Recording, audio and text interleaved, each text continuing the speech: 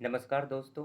आज तारीख है 26 जुलाई 2020 और इस वीडियो में हम देखेंगे आज का करेंट अफेयर्स। ठीक है दोस्तों, इसमें बहुत ही इम्पोर्टेंट प्रश्न हैं और आपको प्रश्नों को ध्यान से देखना है और उन्हें समझना है।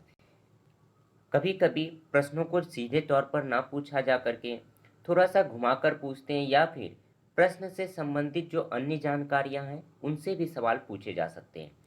तो सारे प्रश्नों के फैक्ट्स को देखना है, उन्हें समझना है और उन्हें याद रखने की कोशिश करनी है।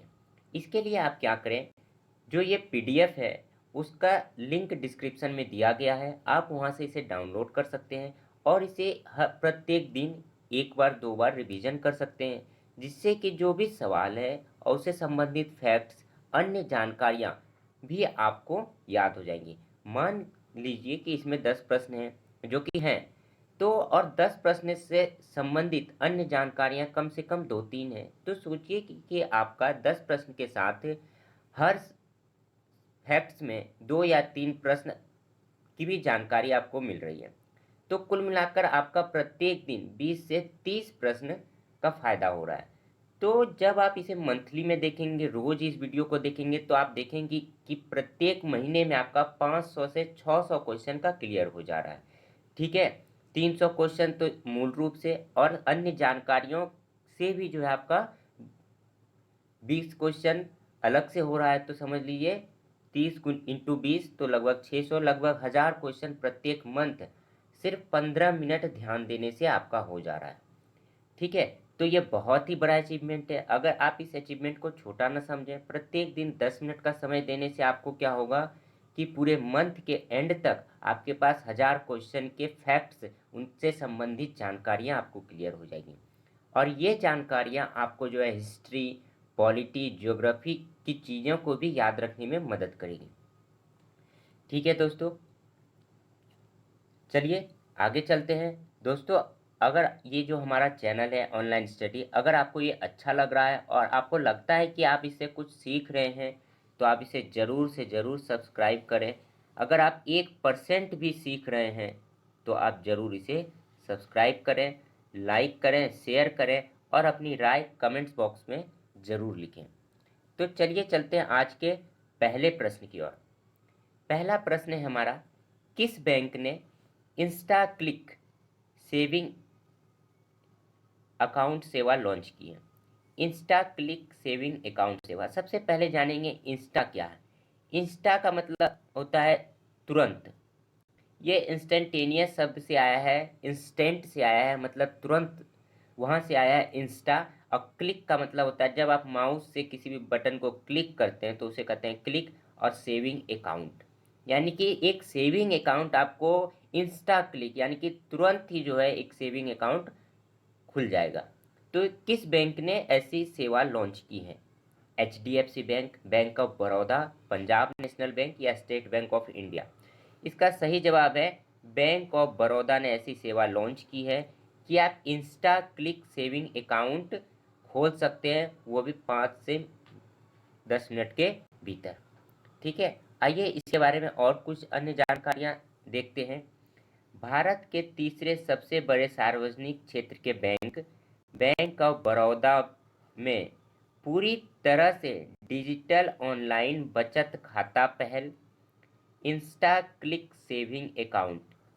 इंस्टा कहाँ से आया है? इंस्टेंट शब्द से। और क्लिक, माउस का बटन जब हम दबाते हैं एक बार तो उसे क्लिक करते हैं। और सेविंग अकाउंट आप तो जानते ही हैं। तो इंस्टा क्लिक यानी कि मतलब तुरंत ही आपका सेविंग अकाउंट खुलने वाला सिस्टम।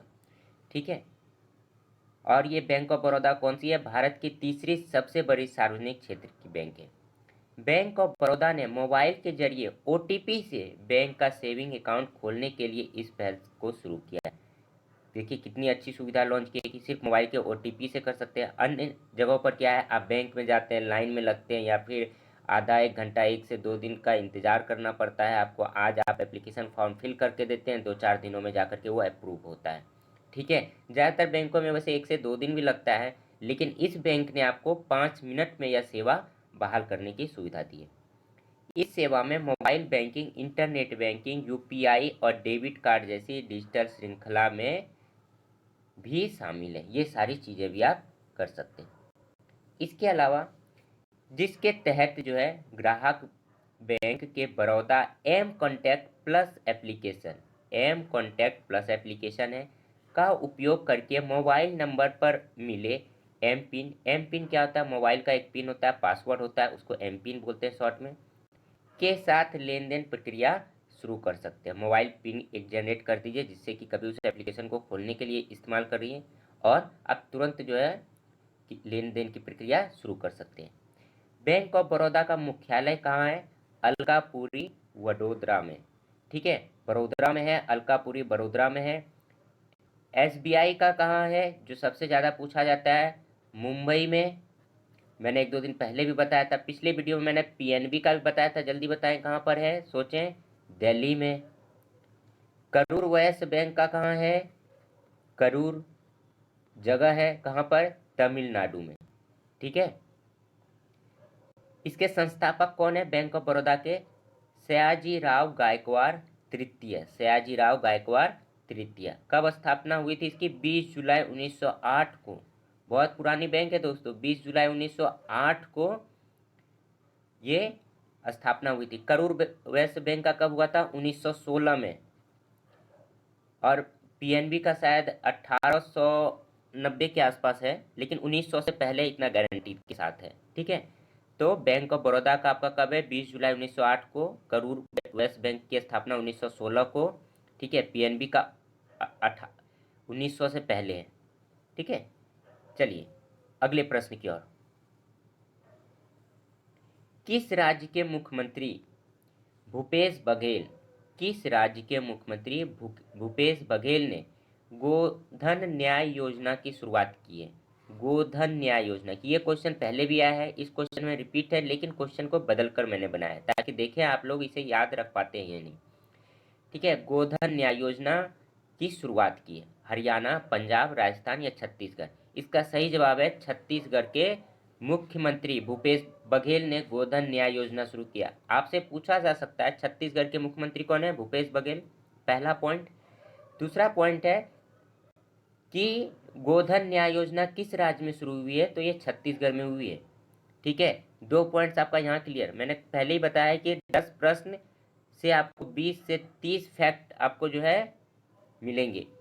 छत्तीसगढ़ राज्य के मुख्यमंत्री भूपेश बघेल ने पशुपालकों को प्रोत्साहित करने के लिए गोधन न्याय योजना की शुरुआत की। किसके लिए? पशुपालकों को प्रोत्साहित करने के लिए, यानी क्या वैसे व्यक्ति जो गाय भैंसों का पालन करते हैं, ठीक है, जो किसान करते हैं, उनके लिए यह योजना की शुरुआत की गई है।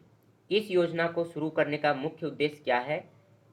पशुपालकों के पशुधन की सुरक्षा सुनिश्चित करना, पशुपालकों को अतिरिक्त आय अर्जित करने, आवारा पशुओं द्वारा खुले चराई की समस्या से निपटने में मदद हेतु इसे लॉन्च किया है। देखिए इसका फायदा क्या होगा? आप सोच रहे होंगे कि गोधन की क्या है, मतलब अगर गोबर को जमा किया जा रहा है तो इससे क्या होगा?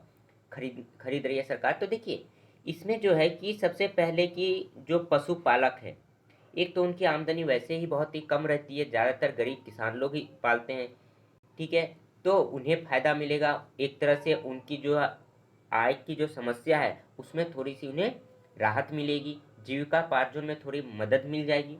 ठीक है, दूसरा कह रहा है आवारा पशुओं द्वारा खुले चराई। आप ज़्यादातर शहरों में देखते हैं या गाँव में भी, खास करके मध्य शहरों में, कि रोड पर जो है लोग अपने गायों को ऐसे ही छोड़ देते हैं। ठीक है, और वो कचरा खाते हैं, प्लास्टिक खाते हैं, जिसके कारण उनकी भी सेहत को नुकसान पहुंचता है। कहीं ना कहीं जो है रास्ते में गोबर के कारण नगर निगम को भी, सफाई कर्मचारियों को भी परेशानी होती है और आम जनता को भी परेशानी होती है। तो अगर गोबर बिकेगा तो जो पशुपालक होंगे वो क्या होंगे? अपने आवारा पशुओं को इधर उधर नहीं छोड़ेंगे, इस लालच में नहीं छोड़ेंगे, ताकि जो है वो अपने गायें या जो जानवर हैं वो जब गोबर देंगे तो उन्हें बेचेंगे, इस लालच में वो नहीं छोड़ेंगे। ठीक है, तो आप ये भी समस्या खत्म हो जाएगी कि आवारा नहीं होंगे। दूसरा क्या है? गरीबों को भी जो है इससे मदद मिलेगी, तो इससे कई सारे फायदे होंगे।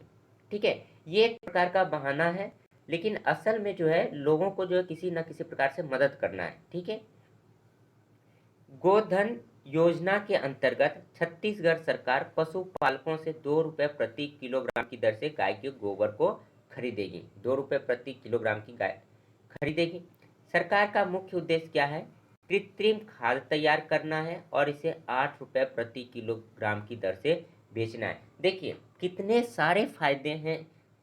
जो भी टीम ऐसी योजनाएं लाती है, जो भी सरकार ऐसी योजनाएं लाती है और जब लोगों को इससे मदद मिलता है तो क्या कहा जाता है कि सरकार बहुत अच्छी है, बहुत अच्छी योजनाएं ला रही हैं। ठीक है, हम 2 रुपये प्रति किलो खरीद रहे हैं और उसके बाद उसे फैक्ट्रियों में तैयार कृत्रिम खाद तैयार कर रहे हैं और 8 रुपये प्रति किलोग्राम की दर से बेचेंगे। तो क्या होगा? फैक्ट्रियों में जो है रोजगार पैदा होगा। ठीक है, एम्प्लॉयमेंट होगा। तो यहाँ भी एक फायदा है। दूसरा क्या है? कृत्रिम खाद आएगा। अभी जो हम लोग जो केमिकल युक्त खाद उर्वरक का इस्तेमाल करते हैं, इसका भी इस्तेमाल कम होगा और जो हम लोग भोजन करते हैं उसमें ज़्यादातर केमिकल्स होते हैं। तो केमिकल की बजाय नेचुरल चीज़ें रहेंगी और उपज भी ज़्यादा होगा। ठीक है, और जो है उर्वरता जो है, खेतों की जो उर्वरता है, जो गुणवत्ता है, वो भी घटेगी नहीं, वो भी समय के साथ बढ़ेगी। ठीक है, जबकि उर्वरक जो हम लोग फर्टिलाइजर का यूज करते हैं, जो केमिकल्स का यूज करते हैं, डीएपी, पोटेशियम, इन सब का जो यूज करते हैं खेतों में, तो वो क्या होता है कि कहीं ना कहीं जो है उर्वरता को घटाता है समय के साथ। ठीक है, तो इसके कई सारे फायदे हैं। चलिए आगे देखते हैं। छत्तीसगढ़ का क्षेत्रफल कितना है? 1,35,191 वर्ग किलोमीटर। जनसंख्या कितनी है? 3.22 करोड़। मुख्यमंत्री कौन है? भूपेश बघेल है मुख्यमंत्री वहाँ के। और राज्यपाल कौन है? अनुसुईया उइके। अभी हाल ही में लालजी टंडन का देहांत हुआ, वो कहाँ के थे? एमपी के थे।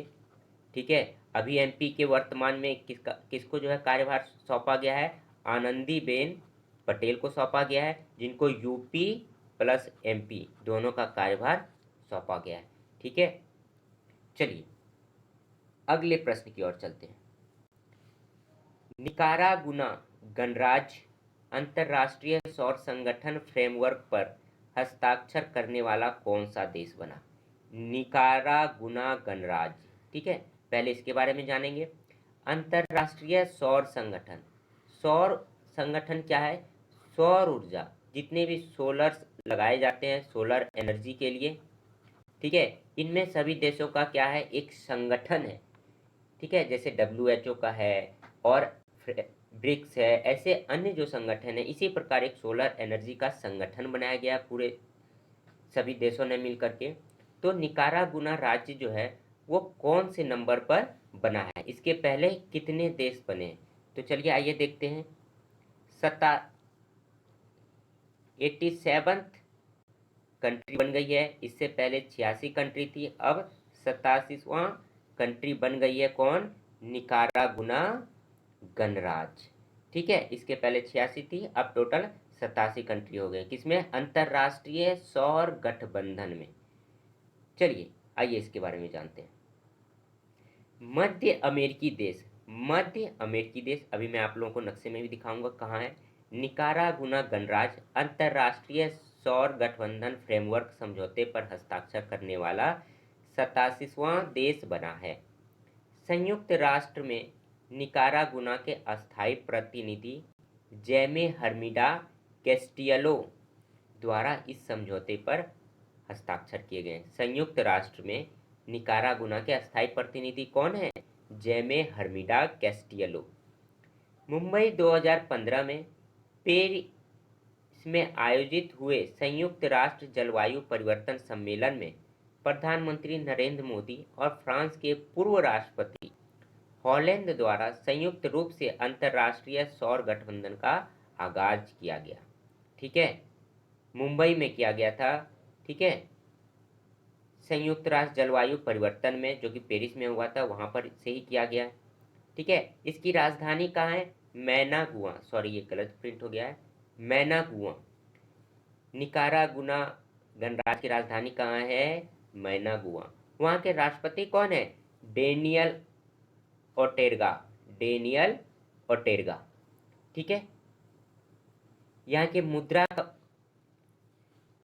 का क्या नाम है? Nicaragua Cordoba, Nicaragua, Cordoba. और आधिकारिक भाषा क्या है यहाँ की? स्पेनिश।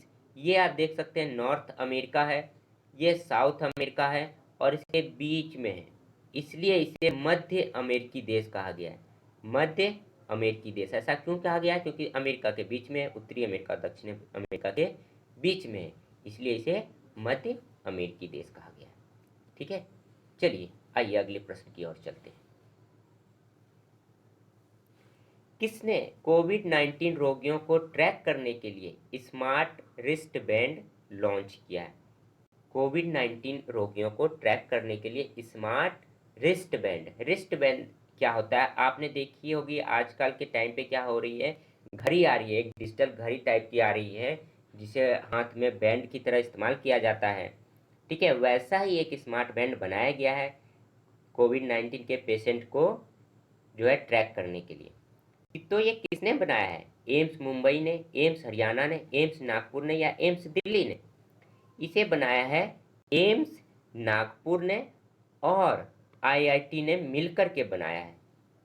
ठीक है, नागपुर ने इसे अकेले नहीं बनाया है और आईआईटी कॉलेजेस ने भी इसे मिलकर बनाया है स्मार्ट रिस्ट बैंड। ठीक है, लेकिन जब आपसे मुख्य रूप से पूछा जाए तो किसका नाम लेंगे? एम्स नागपुर का नाम लेंगे। अखिल भारतीय आयुर्विज्ञान संस्थान नागपुर, एम्स का फुल फॉर्म क्या होता है दोस्तों? All India institute of medical science. ठीक है, अखिल भारतीय आयुर्विज्ञान संस्थान नागपुर, एम्स नागपुर ने कोविड-19 संक्रमित और संदिग्ध रोगियों की निगरानी के लिए स्मार्ट रिस्ट बैंड डिवाइस विकसित किया है।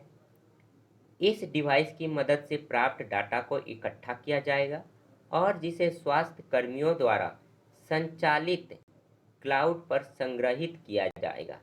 साथ ही इसमें रिस्ट वॉच, ये जो रिस्ट वॉच है, मोबाइल ऐप्स के साथ ट्रैकिंग लोकेशन या सेल टावर ट्रांगुलेशन मेथड का उपयोग करके उनकी दैनिक दिनचर्या का मुआयना करेंगे। आप लोग जानते हैं इससे पहले आरोग्य सेतु नामक एप्लीकेशन भी लॉन्च किया है इंडियन गवर्नमेंट ने। ठीक है, वो भी ट्रैक करता है और एक नया आ गया है स्मार्ट रिस्ट बैंड जिसे हाथों में कलाई पर बांधा जाता है रोगियों को या संदिग्ध लोगों को।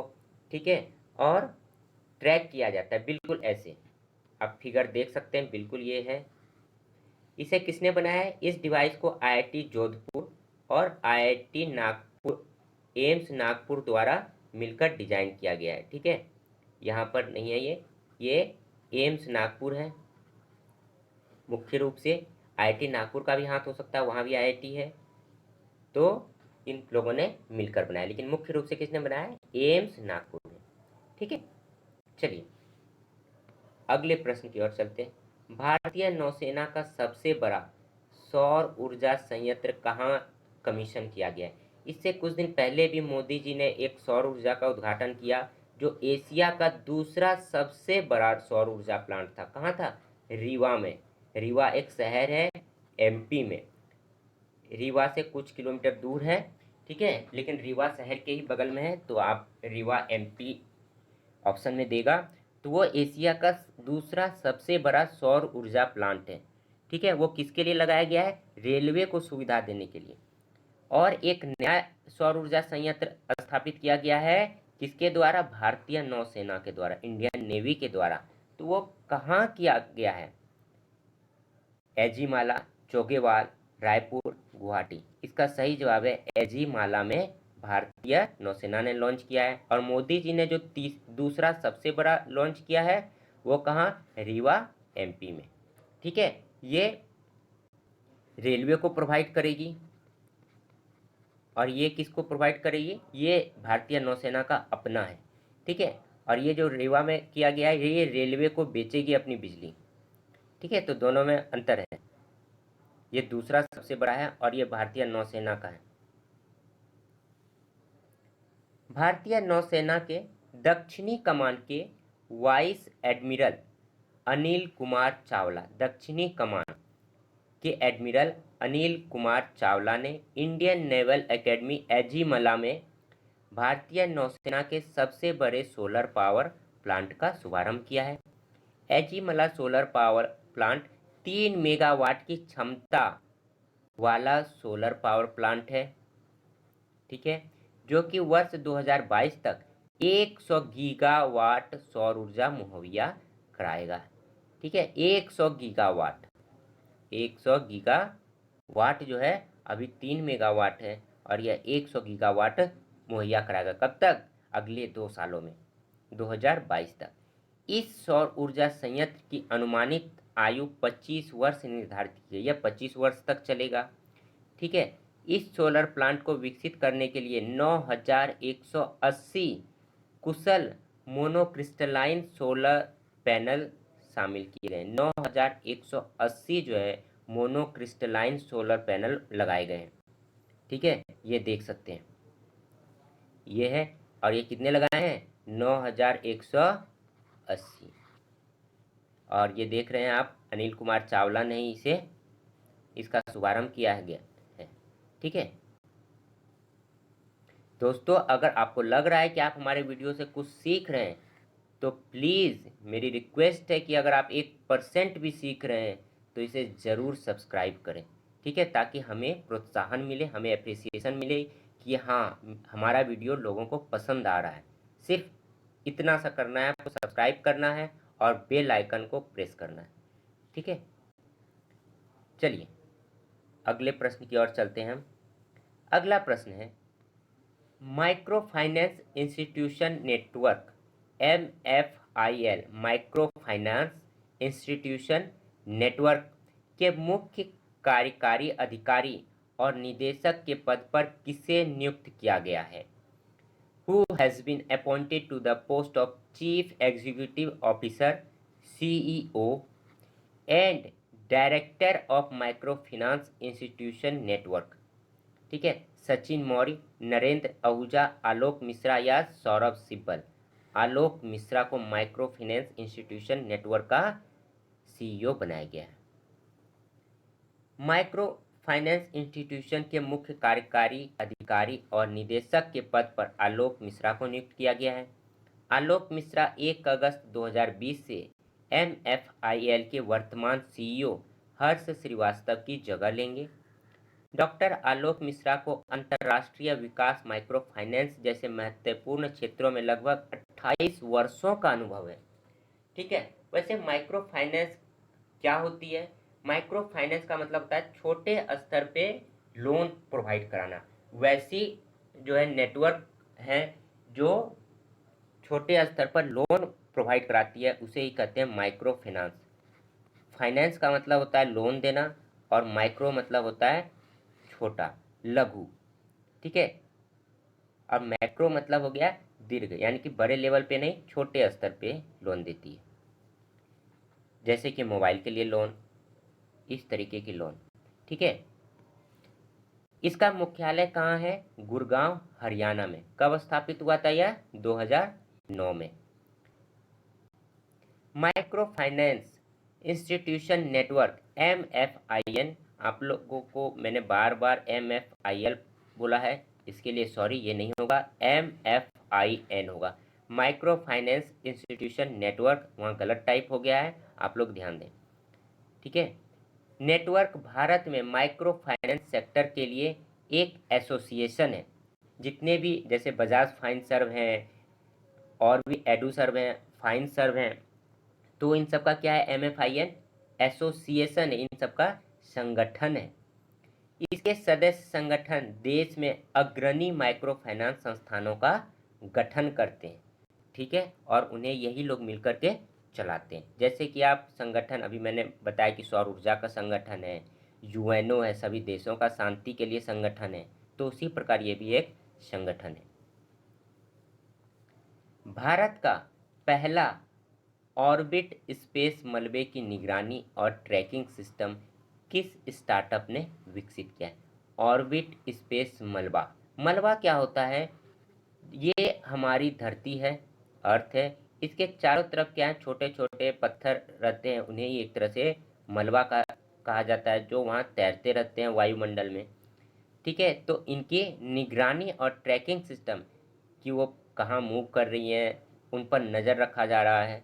तो उसके लिए जो है एक ट्रैकिंग सिस्टम बनाया गया है, स्टार्टअप किया गया है। तो वो किस स्टार्टअप ने बनाया है? हेलेन ट्री, मिनार्वा, विनव्रा या दिंग तारा? तो इसे बनाया है दिंग तारा स्टार्टअप ने बनाया है। भारत का पहला ऑर्बिट स्पेस मलबे की निगरानी। ऑर्बिट स्पेस का मतलब है कक्षा, जो पृथ्वी की जो कक्षा है उसमें जो मलबा है उसकी निगरानी और ट्रैकिंग सिस्टम दिंग तारा स्टार्टअप, एक कंपनी है दिंग तारा स्टार्टअप ने विकसित किया है। यह system LIDAR, light detection and range, LIDAR का फॉर्म क्या आता है? लाइट डिटेक्शन एंड रेंज तकनीक पर काम करता है। यानी कि इसमें लेजर लाइट छोड़े जाते हैं और जब वो वापस होते हैं तो उनसे यह पता चल जाता है कि वो कहाँ पर है। इसे पृथ्वी के लो ऑर्बिट में नैनो उपकरण की मदद से स्थापित किया जाएगा, जो कि 1000 किलोमीटर तक की ऊंचाई पर स्थित पूरी जानकारी भारतीय अंतरिक्ष एजेंसी को मुहैया कराएंगे। इस सिस्टम को विकसित करने का मुख्य उद्देश्य अंतरिक्ष मलबे को ट्रैक और मैप करने में मदद के लिए बनाया गया है। देखिए ये अर्थ है और इसके बाहर के यहाँ बहुत सारे मलबे हैं, इन्हीं को ट्रैक करने के लिए बनाया गया। कहाँ तक? 1000 किलोमीटर की दूरी तक के लिए। चलिए अगला प्रश्न है, किस पेमेंट बैंक में ग्रामीण युवाओं को प्रशिक्षित करने के लिए national skill development corporation NSDC के साथ समझौता किया है? NSDC क्या है? नेशनल स्किल डेवलपमेंट कॉरपोरेशन एक भारत सरकार द्वारा एक विभाग है जो कि युवाओं में क्या करता है? हुनर को विकसित करने के लिए, उनमें स्किल्स डेवलपमेंट के लिए जो है एक संस्था है जो स्किल डेवलपमेंट कराती है युवाओं में या लोगों में। और किस पेमेंट बैंक ने समझौता किया है कि ग्रामीण युवाओं को प्रशिक्षित किया जाए? ठीक है, Muthoot payment bank, Airtel payment bank या पेटीएम पेमेंट बैंक या फोन पे पेमेंट बैंक ने? इसका सही जवाब है एयरटेल पेटीएम पेमेंट बैंक ने युवाओं को, ग्रामीण युवाओं को प्रशिक्षित करने के लिए NSDC के साथ समझौता किया है। ठीक है, एयरटेल पेमेंट्स बैंक लिमिटेड में national skill development corporation NSDC के साथ मिलकर ग्रामीण क्षेत्रों में युवाओं को प्रशिक्षित करने और रोजगार के अवसर तलाश में मदद के लिए समझौता किया है। इस साझेदारी का मुख्य उद्देश्य ग्रामीण युवाओं को ऑनलाइन बैंकिंग और डिजिटल वित्तीय सेवाओं को बढ़ावा देने के लिए साधनों को अपनाने में प्रोत्साहित करना है। एयरटेल पेमेंट्स बैंक के प्रबंध निर्देशक कौन है? अनुव्रत विश्वास। इसकी स्थापना कब हुई थी? 2017 में एयरटेल पेमेंट्स बैंक की। ये किस लिए किया गया? ग्रामीण युवाओं को ऑनलाइन बैंकिंग और डिजिटल वित्तीय सेवाओं को बढ़ावा देने के लिए किया गया है। अभी भी गांवों में लोग जो है उतने अच्छे तरीके से फ़ोन पे या अन्य पेमेंट बैंक नहीं इस्तेमाल कर पाते हैं, तो उसके हुनर के लिए जो है उनके स्किल डेवलपमेंट के लिए एयरटेल पेमेंट्स बैंक ने NSDC के साथ समझौता किया है।